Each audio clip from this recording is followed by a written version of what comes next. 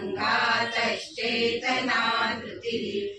एतत्क्षेत्रम् समासेन सविकारमुदाहृतम् अमानित्वमदम्भित्वमहिंसा क्षान्तिरार्जवम्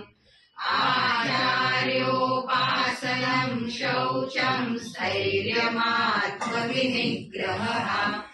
इन्द्रियार्थेषु वैराग्यमनहङ्कार एव च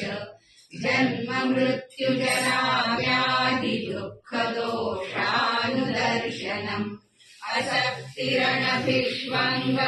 पुत्रदारगृहादिषु नित्यम् च समचित्तत्वनिष्ठानिष्ठोपपत्तिषु मयि चानन्ययोगेन भक्तिरव्यभिचारिणी विविक्तदेश